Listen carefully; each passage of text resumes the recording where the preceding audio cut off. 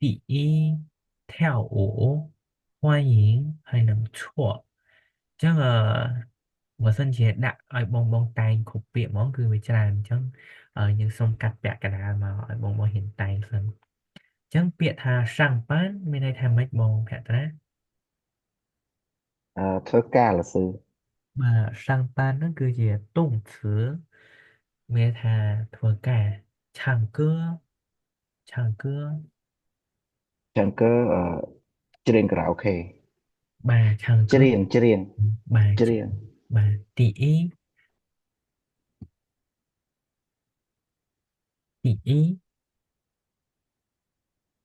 đi cứ dòng đai tơ lơ lồng đắp ờ, tí mùi là sư bà này tỷ muôi tỷ y tỷ r tỷ san tỷ sự tỷ ú tỷ liều đâu người ta lồng đắp được chờ mè điền nó mè điền cứ giờ miền để cái 第一课、第二课，现在咱们已经学到第9课，真คือ 每年第一 chịu 课 khả sư มาเนี่ยเราไป跳舞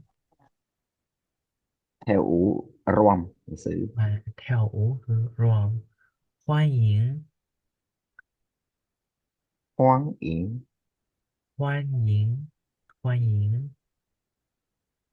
欢迎是什么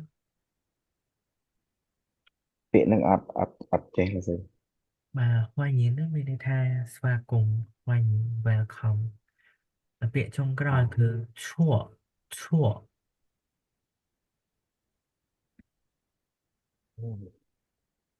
บอกเมย์เขา thọ ชั่ว是什么扣了是扣，มาโอเคชั่วเมย์ทาเขา chắc là bịa ti mùi tẹo tao nằm bịa ti mùi sàng bán chắc sàng bán sự động từ mà hai cứ chỉ kệ để giả sạp bảo sân chia nhưng ai vậy tham mạch ban tiết ở tẹo tao nằm thua ca đấy bịa xén thì mình hãy chi tham ma bong bong lên chả mấy bị anh cái đại bộ prai là thua ca được cái này á sampan con chọi là sư và bà là người cứ cung chuộng chẳng cung chuộng còn bên đây thà thua ca được cái này á. Chẳng cung chuộng ได้公作爱บอกปลายบานปีอย่าง公作 vì ai chỉ名词hay việc có ai chỉ động词này chẳng ở đọc bên sang班 vì ắt cứ chỉ niệm bàn để sang班 cứ chỉ kể giả sạp do tài mà đó chẳng công chuộng vì ai chỉ nói sang ban ở bên là công chuộng vì đa tua chỉ động詞 đọc bên công chuộng mũi tiết vì đa tua chỉ niệm chẳng cái này dân pra là không phải dốt nhưng thời phải dạy หาเป็นนะยังเถอปลา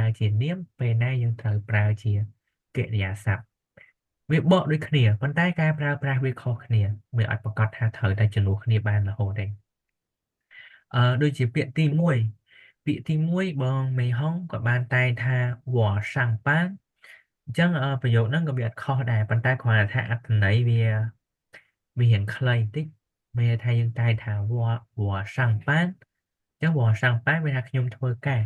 ยังมีทางบริยังอัตไหน grammar คือวิอัดคองเนี่ยก่อนถ้ายังตายเห็นทะเลที่ chẳng nghe thay những ai tay ví dụ ai miền anh này hiện vang chừng lắm nhưng ai vậy tham bạch bọn của trổ lụ chịu sang bán chẳng nghe thay khi ông đa tới thua cả rồi có của chùa chùa ai ghé chùa cung cung chỉ chưa chịu sang bán nghe thay khi ông tới thua cả đầu chỉ hiểu những cái đó người chân chân chẳng ngờ những ai bật thay một cái nhà sạp cái chùa những chỉ chưa rồi có tà chưa của bà này tà chưa nó như chi tà xí tà chưa rồi gọi cái chỉ mùa thua chưa giống như ai vậy tha của còn ní á, nhưng mà muốn cho nghe thay nhân vật ham kiểu nhà sắp nằm bay ở tầng này vì hiện bạn pin lên chim muốn giống như ai vậy tha 我坐公共汽车去上班我打车去上班我骑摩托车去上班ចឹងមានថាគ្រាន់តែយើងបកប្រែថាខ្ញុំជិះអីទៅធ្វើការអាហ្នឹងមានថាអត្ថន័យវារៀងវែងជាងមុនតិចដល់ពេលប្រយោគទី2ខ្ញុំចាំដូចជាប្រយោគរបស់បងចេននេះហើយមិនឡាយក៏អត់តន់មកទេចឹងប្រយោគទី2ម៉ាលីចៃចៅសៀនសាំងប៉ានចឹងត្រង់ហ្នឹងគឺយើងប្រើសាំងប៉ាននេះគឺអត់ត្រឹមត្រូវទេមានន័យថាសាំងប៉ានគឺបកប្រែថាធ្វើការចឹងបើសិនជាត្រង់ហ្នឹងបងប្រើគង់ជក់បានត្រូវម៉ាលីចៃចៅសៀនគង់ជក់មានន័យថាម៉ាលីគាត់កំពុងតែរកការងារថ្មីចឹងត្រង់នេះដាក់សាំងប៉ានមានន័យថាអត់ត្រឹមត្រូវទេគឺពូទួយមានថាពូទួយអត់ត្រឹមត្រូវគឺត្រង់ហ្នឹងគឺយើងត្រូវកែដាក់បើសិនជាយើងចង់ការងារត្រង់ហ្នឹងគឺយើងត្រូវលុបសាំងប៉ានទៅជាគង់ជក់វិញអាហ្នឹងបានត្រឹមត្រូវប្រយោគហ្នឹងបានត្រឹមត្រូវម៉ាលីចៃចៅសៀនគង់ជក់ចឹងមានថាត្រង់នេះយើងបកប្រែថាការងារយើងអត់បកប្រែថាធ្វើការទេបើយើងបកប្រែថាធ្វើការប្រយោគហ្នឹងមានថាន័យវាអត់ត្រឹមត្រូវទេម៉ាលីចៃចៅសៀនសាំងប៉ានមានថាម៉ាលីកំពុងតែរកអឺធ្វើការថ្មីមានថាប្រយោគហ្នឹងគឺអត់មានន័យត្រឹមត្រូវទេតោះណាបងទាំងអស់គ្នាអញ្ចឹងត្រង់ហ្នឹងបើសិនជាយើងចង់និយាយថាការងារយើងត្រូវកែដាក់ថាគង់ជក់វិញដោយសារសាំងប៉ានគឺជាតុង词អញ្ចឹងសៀនគឺគុណនាមអញ្ចឹងគុណនាមគឺត្រូវបូកជាមួយនឹងនាម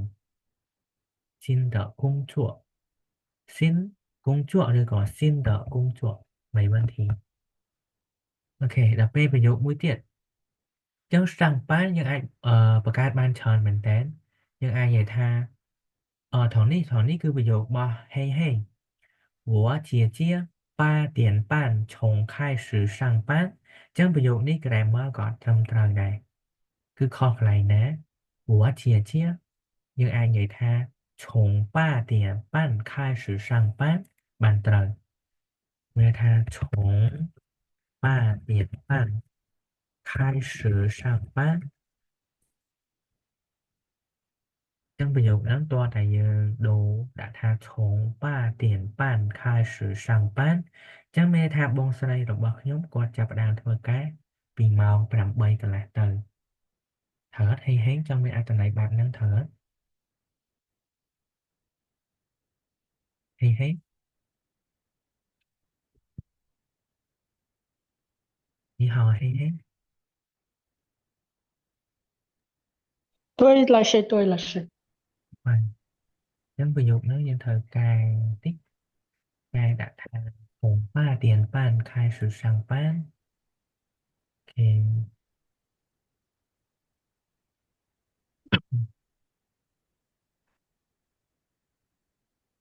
đó第三跟第三យើងអាចនិយាយថា我每天ឥឡូវខ្ញុំហៅបងអានវិញដើម្បីឲ្យបងហ៊ានអានទាំងអស់គ្នាទេបងជូ第三我每天8点去上班。បាទ我每天8点去上班ចឹង每天យើងបកប្រែថាម៉េចបងអស់គ្នា每天មិញបាទម្សិលមិញពូទួយអត់ត្រឹមត្រូវទេ每天រៀងរាល់ថ្ងៃ រាល់ថ្ងៃលោកសើ បាទហ្នឹងហើយ每天គឺរៀងរាល់ថ្ងៃដែលយើងចង់និយាយថាម្សិលមិញគឺអីគេម្សិលមិញ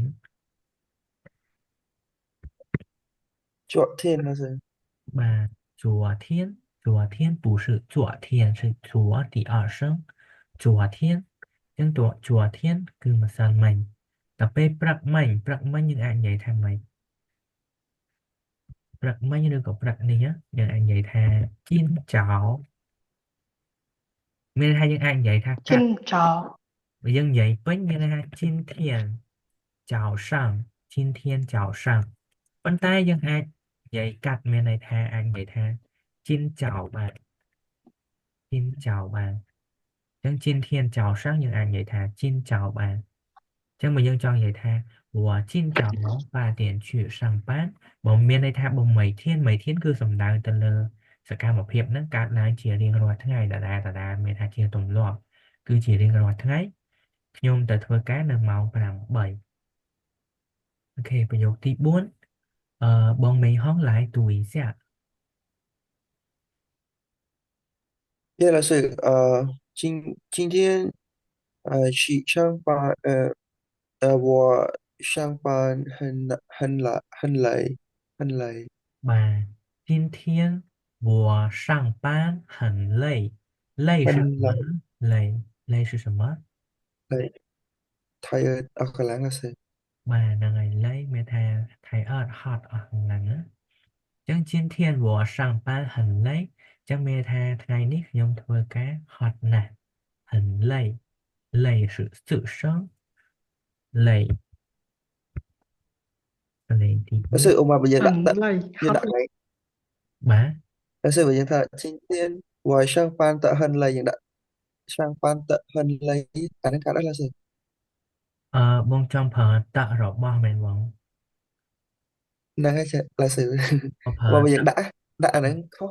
តៈរបស់អត់ត្រូវទេបងបើយើងប្រើតៈនេះគឺត្រូវអូ我上班的ហ្នឹងហើយចាអូហ្នឹងហើយអូខេបងប្រើអានេះក៏តៈដែរប៉ុន្តែគ្រាន់តែតៈយើងដឹងថាមាន3ទៅហើយបងតៈវាមានតៈនេះផងហើយមានតៈនេះមួយទៀតនេះតែតៈពីរនេះយើងតែហ្នឹងខុសគ្នាប្រើអត់ត្រឹមត្រូវទេអឺ ចុះអាមិញបើយើងដាក់តែអាមុននោះត្រូវមែនล่ะสิបាទត្រង់ហ្នឹងត្រូវមានន័យថាគឺចង់សំដៅយើងធ្វើការហ្នឹងមានថាហិនលៃហ្នឹងគឺសំដៅទៅលើយើងធ្វើការដូចជា我唱歌唱得很好听ឥឡូវខ្ញុំឧទាហរណ៍មកថា唱歌唱得很好听ហ្នឹងវាចូល grammar ផ្សេងទៀតអញ្ចឹង唱歌唱得很好听អញ្ចឹង好听ហ្នឹងគឺ表示唱歌好听ហ្នឹងគឺពីរោះហ្នឹងគឺសំដៅទៅលើ唱歌មានថា唱得很好听អញ្ចឹងប្រយោគហ្នឹងក៏យើងអាចនិយាយថា你歌唱得很好听歌你歌这个歌不是个没太យើងអាចសរសេរគឺដាក់នៅមុខគឺហ្នឹងគឺគឺ唱歌的歌អញ្ចឹងយើងអាចនិយាយថា你歌唱得很好听អញ្ចឹងយើងអាចប្រើបានឬក៏យើងអាចនិយាយថា唱歌唱得很好听តហ្នឹងគឺលក្ខណៈ grammar គឺសំដៅទៅលើអីសកម្មភាពមានន័យថា好听ហ្នឹងវាបញ្ជាក់ពីសកម្មភាព唱得很好听ចឹងត្រង់នេះយើងប្រើតហ្នឹងគឺបញ្ជាក់តែប៉ុណ្្នឹងទេអត្ថន័យគឺអត់មានប្រែប្រួលទេបើយើងនិយាយថា上班很累ក៏ដូចគ្នាដែរ上班的很累也是没问题的តោះនេះបង明白ล่ะสิ明白បាទហ្នឹងហើយអញ្ចឹងតយើងអត់ចេះតែប្រើទេតបើសិនតកដាលនេះគឺសំដៅទៅលើរបស់ឬក៏យើងអាចបកប្រែថាដែលឬក៏ដដូចជា漂亮的នៅឧទាហរណ៍នៅកន្លែងហ្នឹងយកតែម្ដង漂亮的女儿漂亮的女儿តនេះមានន័យថាគុណនាមបូកតបូក女儿អញ្ចឹងមានន័យថាយើងបកប្រែថាម៉េចក្នុងហ្នឹងបង漂亮的女儿យើងបកប្រែថាម៉េចអឺ漂亮តនួមានថាក្មេងស្រីសស្អាតនេះក្មេងស្រីសស្អាត ប្រុសស្អាតអញ្ចឹងត្រង់ហ្នឹងយើងអាចបកប្រែថា ล่าสุด បាទបង ล่าสุดបើយើងដាក់ថា nu ទៅផៅលាំងហ្នឹងមិន អត់ nu ត្រូវទេ ទៅផៅលាំង អត់ត្រូវទេផៅលាំងទៅ nu ទៅ nu មានតែ adjective 形容词加的加សព្វនាម主语មានតែទម្រង់បែបហ្នឹងទេបើ女儿的漂亮គឺអត់មានទេបើយើងចង់និយាយតនៅខាងក្រោយត្រូវបូកជាមួយនឹងនាមវិញឬក៏សព្វនាមដូចគ្នាឧទាហរណ៍ថា我的家我的家អញ្ចឹងត្រង់នេះមានន័យថាផ្ទះរបស់ខ្ញុំហើយមួយទៀតយើងអាចប្រើក្នុងករណីអីគេតាក់ទងនឹងនរណាគេម្នាក់我的哥哥rồi có 我的老师 người dân bộ ra thay đổi bỏ đây chứ 我的哥哥我们还可以说 nhưng anh vậy tha哥哥bạn nhưng bạn vậy tha 我的 trong vậy tha 我的 gọt khó 我哥哥 gọt khó đây 我的老师 rồi có 我老师 gọt khó đây hợp bạn được kia còn nắng mê tha dân phở Dạ là sư. ở đó của bán rư gọt đó của bạn này anh nắng mê tha biểu sự lạc cái nạn dương chật đất ấy chẳng đó thì chớ cưa cơ lầu sứ cho tài dương lạc cái nạn thì chất đất này chẳng như ai vậy tha bạch phở tợ của bài này chẳng được chiêu bùa tờ chia bùa tờ xéo cổ bùa tờ xéo mau tấn tầng anh nắng bên đây tha nhưng ai phở tợ được hàng còi bên tha bộ thá rồi bỏ huỳnh mũi tiện kệ đi ra sạp có ai bông cho mùi nâng tợ đài mũi tiết nhưng anh vậy tham mấy xuyên tờ số xuyên tờ số xuyên tờ số ấy quê xuyên tờ số nè chẳng kệ giá sạp xuyên bộ tờ bộ số chẳng thoảng nắng bên đây tha nhưng bộ ra tha đài là mình xuyên tờ số mê tha siêu phớ đài khuyên riêng xuyên tờ số nắng tờ kệ giá sạp bộ tờ hay bộ niệm muối con là niệm bộ tờ bộ sạp niệm rồi còn niệm được nè 漂亮的女儿 一个好看的衣服 đấy để thay 好看 nó bên đây thay bên chị ấy kì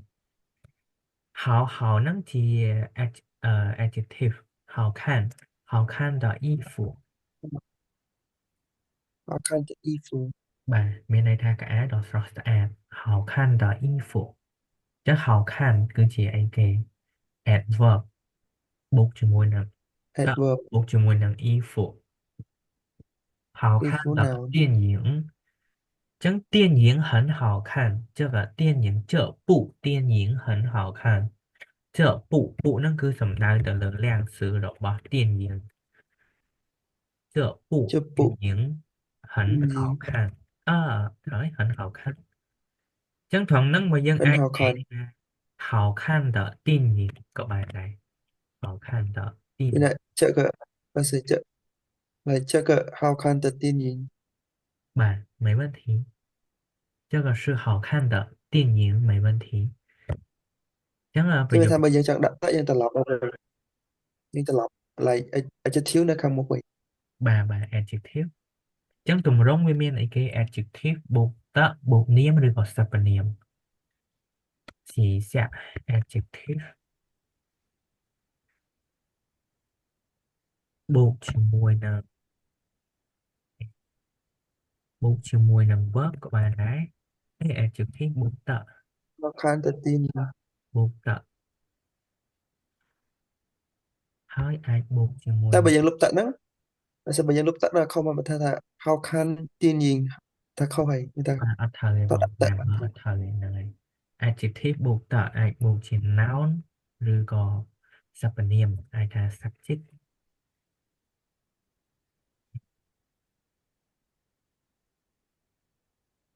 phải tới vui tiết người kế động詞 verb verb hai bộ chữ mùi năng niệm tạo hai bộ chữ niệm tạo Tạ. Verb. bộ chữ Tạ bộ. Bộ nào. đến từ bộ ra thả đài chắc là đi hào khăn ta mẹ thả niệm đi mẹ này thay những bộ ra thả đỏ ní ở mình thay đỏ rõ ràng chắc là verb bộ tạo bộ não nhưng bộ ra thả đài là chia sẻ tạo số mẹ thả chụp hơi đài khi mà điền chứ sửa tạo số chụp hơi đài điền chụp hơi đài khi mà điền 这个是我们学的书，为它 Siêu 个 ta 解 su. 开的不一样的练。OK， Siêu ta su. bạn hay Siêu muốn ta biết su. ông mà tha dân Siêu ai ta. tha noun buộc chữ mùi năng tợ chẳng thoảng Bác nắng sĩ. đôi chị ấy kề 我的មានន័យថាអាចជាសព្វនាម我的家យើងបកប្រែថារបស់ Ờ, បាទ đấy passiveកម្មសិទ្ធិ បាទហ្នឹងហើយលក្ខណៈជាកម្មសិទ្ធិ noun អាចបូកថែម noun ទៀតឬក៏សព្វនាមបូកតហើយបូក noun អូខេ现在明白了吗 សួរមកថាសាលាដែលខ្ញុំរៀនសាលាដែលខ្ញុំរៀន CC ទៅ CSL 对这是我学习的学校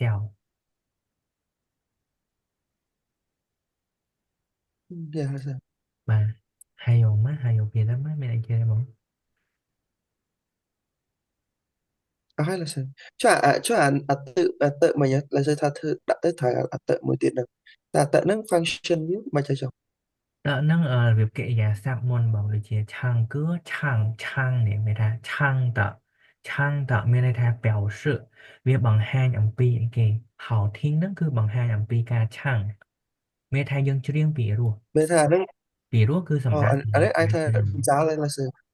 បាទ cái result show result of ហ្នឹង the ហើយ the ហ្នឹង action ជាលទ្ធផលបាទយើងច្រៀងទៅពីរោះឬក៏មិនពីរោះ唱的不好听唱的好听写的好看写的不好看មានថាតហ្នឹងគឺសំដៅទៅលើកិរិយាសព្ទនឹងបញ្ជាក់ពីលទ្ធផលថាយើងស្ដា vậy ប់ là ទៅ sao ព្រោះឬក៏មិនព្រោះហើយសរសេរទៅស្អាតឬក៏មិនស្អាតអាហ្នឹង grammar ហើយយើងអត់ទាន់បានមកបងអាចមានអ្នកខ្លះហ៊ានបានអ្នកខ្លះហ៊ានដល់អ្នកខ្លះអត់ទាន់ហ៊ានដល់ដោយសារខ្ញុំមិនដឹងថាពីមុនបងហ៊ានពីសភៅអីគេបាទអញ្ចឹង关于តនោះមាន3ណា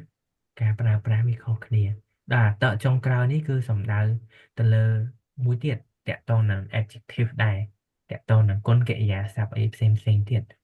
តែយើងគង់នឹងរៀនដល់ឯតិចយើងរៀនដល់ហើយឥឡូវយើងបើកបូចត្រឹមប៉ុណ្្នឹងសិនអញ្ចឹងតកតងនឹងហ្នឹងបងអូខេណាអ្នកនរគ្នាមានចម្ងល់អីទៀតអត់បង还有吗 mấy giờ là sư ？OK，vậy là sao 这个你们希望你们把它记一记，就是คำถามបងបងទាំងអស់គ្នាយកវាទៅកត់ចំណាំចងចាំទាំងអស់គ្នាអូខេទី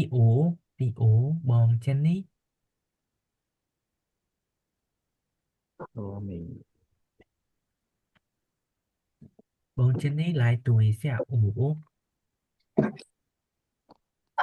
这个是我每天上班8个小时。បាទអញ្ចឹងត្រង់ហ្នឹងយើង每天យើងបកមិញឯថារៀងរាល់ថ្ងៃជារៀងរាល់ថ្ងៃអញ្ចឹងមានថាខ្ញុំជារៀងរាល់ថ្ងៃធ្វើការចំនួន8ម៉ោងអញ្ចឹង8个小时អញ្ចឹងត្រង់ហ្នឹង你们注意一下8个小时不是8点ត្រង់ហ្នឹងបើយើងនិយាយថា8点គឺអត់ត្រឹមត្រូវទេ8点是不对的អញ្ចឹង8点គឺអត់ត្រឹមត្រូវទេ và tiết mong 7 là sao បាទហ្នឹងហើយគឺបញ្ជាក់ពីចំនួនមានថាពេលវេលាម៉ោង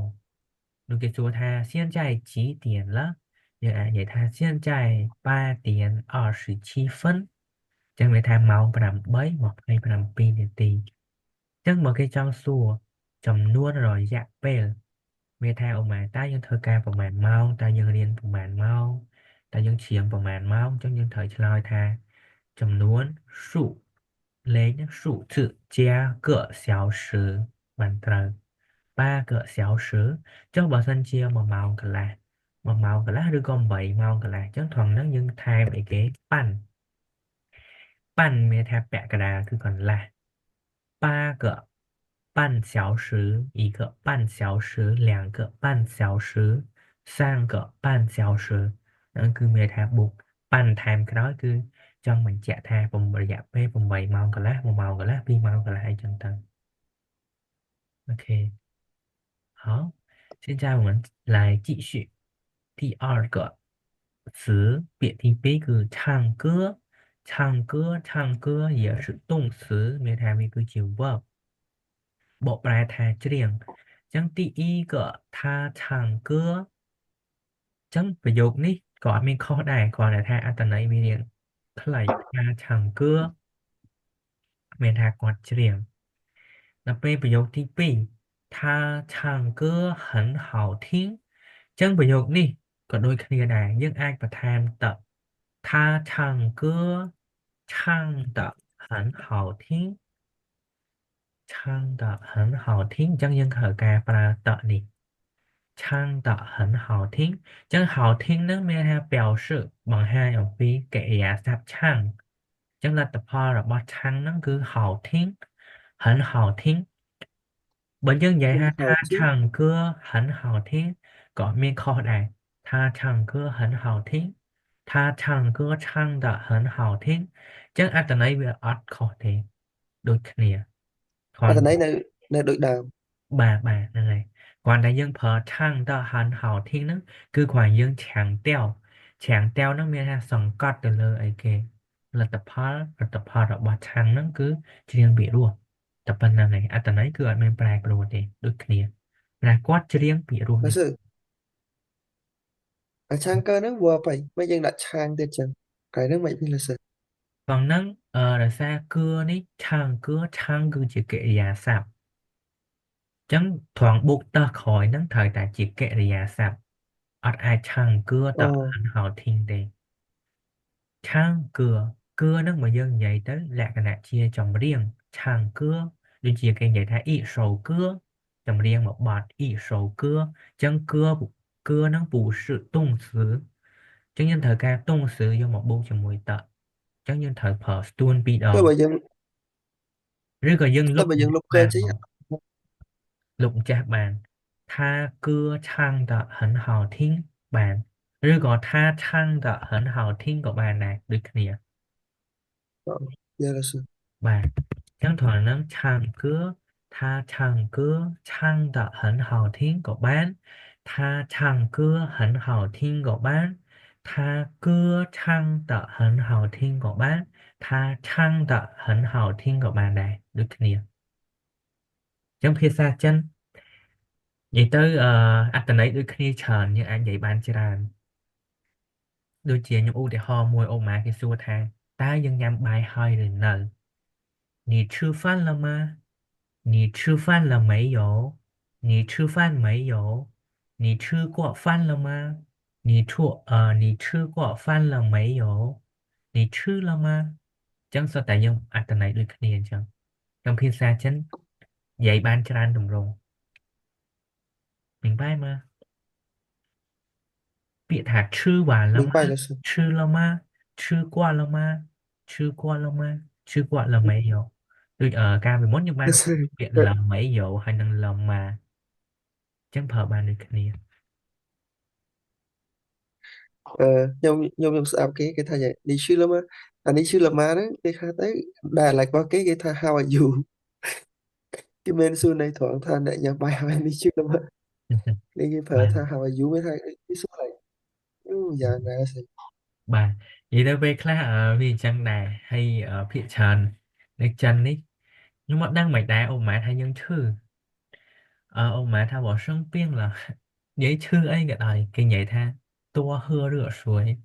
你多喝热水អត់ដឹងមិនអីដែរឈឺគឺឲ្យញ៉ាំទឹកក្តៅរហូតហើយដល់សារនៅចិនគឺអាកាសធាតុវាត្រជាក់អញ្ចឹងឯងភាគច្រើនគឺគេញ៉ាំទឹកក្តៅដែរកន្លែងខ្លះគឺអត់មានទឹកកកអីទេតែទឹកក្តៅទាំងអស់ ចឹងយើងសុំតកកក៏អត់មានដែរកន្លែងខ្លះតាមហាងខ្លះអូខេឥឡូវយើងបន្តទៀតប្រយោគទី3ប្រយោគទី3បងភក្ត្រាឃើញយីទូម៉ាប្រយោគទី ok 3នេះ là sư គឺជាប្រយោគរបស់ហេងហេងចឹងប្រយោគរបស់ហេងហេងទី3នេះមិនឥឡូវខ្ញុំឲ្យបងអានសិនបងចិននេះអានប្រយោគទី3 老师念多少听បាទបង 我喜欢唱歌跟中国人唱歌 បាទចឹងបងគិតថាប្រយោគហ្នឹងមានបញ្ហាអត់这个句子有什么问题吗？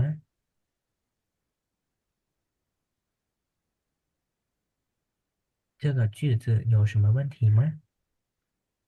Luật sư ảnh nó đời xa tờ con hợp bị sang cơ bị đau mẹ. 不是มันไม่มีท่ากดเพอแต่พี่น้องเข้ากันนั่นไงจังประโยคนี้คือทวง喜欢唱歌跟中国人ทวงนั่นคือข้อ grammar ไง grammar ยังคือมีไอ้เก A 跟 B A A 跟 B A 跟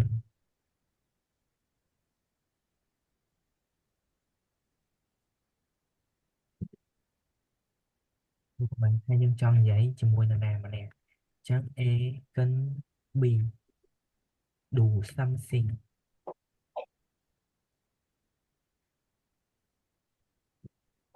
đủ something ចឹងមេថាយើងចង់និយាយថាយើងធ្វើអីជាមួយនរណាគេម្នាក់កិនឬក៏យើងអាចប្រើមួយពាក្យទៀតគឺអីហឺក៏បានដែរបកដូចគ្នា ừ A កិនឬក៏ A កិន B ឬក៏ A ហឺ B ចឹងត្រង់ហ្នឹងយើងចង់និយាយថាយើងចង់ធ្វើអីជាមួយនរណាគេម្នាក់ទៅណាជាមួយនរណាគេម្នាក់ចឹងយើងត្រូវប្រើកិន B ពីមុនសិនហើយបាន do something ចឹងនេះ我喜欢ចឹងត្រង់ហ្នឹង唱歌这里不对我们不在这里写不对ចឹងមកថា我喜欢跟中国人唱歌ចឹងនេះបានត្រឹមត្រូវមានថា喜欢នេះគឺជា auxiliary verb like ដូចយើងរៀនអង់គ្លេសកិរិយាសព្ទហ្នឹងគេហៅកិរិយាសព្ទ auxiliary verb ដូចជា like ចូលចិត្តហ្នឹង我喜欢ចឹងមានថាត្រង់ហ្នឹងយើងអាចបូកថែមកិរិយាសព្ទមួយទៀតដូចជា想ក៏ជា auxiliary verb ដែរ想ចឹងយើងអាចបូកថែមកិរិយាសព្ទមួយទៀត我想吃ចឹង我喜欢吃我喜欢唱我想唱ចឹងមានថាកិរិយាសព្ទដែលជា auxiliary verb ហ្នឹងយើងអាចបូក verb បន្ថែមមួយទៀតបានចឹងត្រង់នេះយើងត្រូវថា我喜欢跟中国人唱歌មានន័យថាខ្ញុំចូលចិត្តច្រៀងជាមួយនឹងជនជាតិចិន我喜欢跟中国人唱歌ឬក៏យើងអាចនិយាយថា我喜欢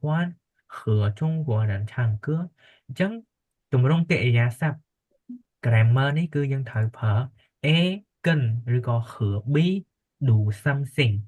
អញ្ចឹងយើងអត់និយាយថា我喜欢唱歌跟中国人唱歌គឺអត់ត្រឹមត្រូវទេ你们有 luật sư trước bây giờ đã我跟中国人喜欢唱歌这bây giờ đã讲为呢来我跟中国人喜欢唱歌这个也是有问题的មានថាអាហ្នឹងក៏មានបញ្ហាដែរ喜欢ត្រូវតែដាក់មុខកិរិយាសព្ទ我喜欢 là បាទអញ្ចឹងយើង我跟中国人喜欢唱歌ពេលខ្លះយើងនិយាយគេអាចស្ដាប់យល់មានថាពេលខ្លះភាសានិយាយហើយនឹងការសរសេរ grammar គឺខុសគ្នាដូចខ្ញុំបានបញ្ជាក់ត្រង់ម៉ោងក្នុង书写ការសរសេរ书面语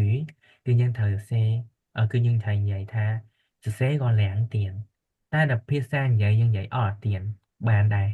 គេយល់តែសរសេរយើងនិយាយសរសេរអត់ទៀនគឺខុសគឺនិយាយទៅដូចយើងសរសេរដូចជាសរសេរលួនវ៉ាន់ជក់វ៉ាន់អាហ្នឹងគឺខុសហើយនឹងបាត់បន្ទុកអីព្រោះភាសានិយាយគឺនិយាយឲ្យគ្រាន់តែយល់គ្នាបានហើយមិនបាច់ឲ្យត្រូវ grammar ទេតែដល់ពេលការសរសេរគឺយើងសរសេរឲ្យត្រូវ grammar អញ្ចឹង书面语ហើយនឹង口语ខុសគ្នា口语中我们互相沟通说什么都可以យើងអាចនិយាយមិនក៏បានដែរឲ្យតែយើងនិយាយស្ដាប់យល់គ្នាតែការសរសេរគឺសរសេរតម្រូវឲ្យត្រូវវេយ្យាករណ៍ពេលខ្លះយើងយកអា口语ហួហ្នឹងយើងយកមកសរសេរច្រើនក៏ពេលខ្លះក៏គេចាប់ដែរអាហ្នឹងខ្ញុំតាមដឹងពីសិស្សច្បងដែលគាត់សរសេរលួនវ៉ាន់ណាអញ្ចឹងតែយើងយកអាភាសានិយាយយកមកសរសេរច្រើនពេកក៏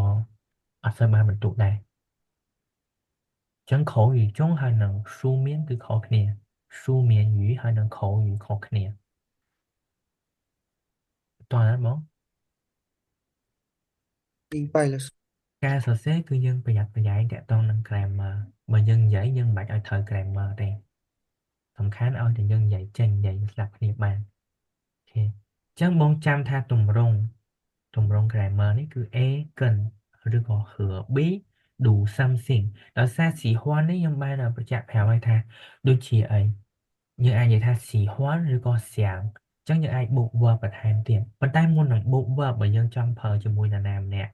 cứ dân ai vậy tha xỉ hoan cần rồi có xỉ hoan hứa hay mối tiết được chỉ trong trăm banประโยคlực môn được chỉ min vì nãy cái đài sẽ khó đá thoáng phở ý chí những ai như thà e cân bi ý chí rồi còn bạch phở ý chí của bạn này việc thà e cân nâng mới thà bụng mới thà chỉ muối xẹp hơi ý chí nâng có chỉ muối này chấn những ai như thà của sĩ hoàn cân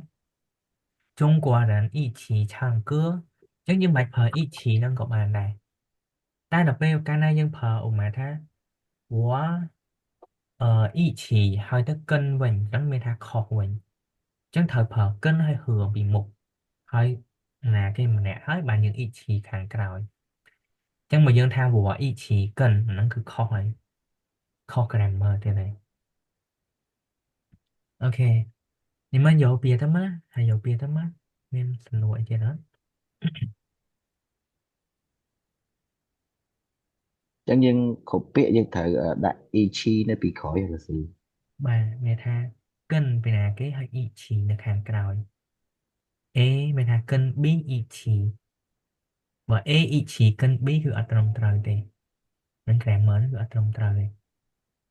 để bóng bộ hạch à, bộ ê cần hứa bi ý chí đủ something cứ như mà hẹo tha bao cái lại na bong ở chỗ ba hàng bạch pra tê cũng ở khó vậy ở ba nhà hàng ta sợ xé cái này dân ở chỗ ba dân cũng sợ xé cô ta ở chỗ ba dân ở bậc cấp đừng thật khó hay vì ai thở ai khó còn ta không tròn chiều chẳng là này dân ở chỗ ba dân mà sợ xé đi chẳng e cân bi ý chí chẳng của cân lão sư ý chí唱歌 okay. Bây dụ tí buồn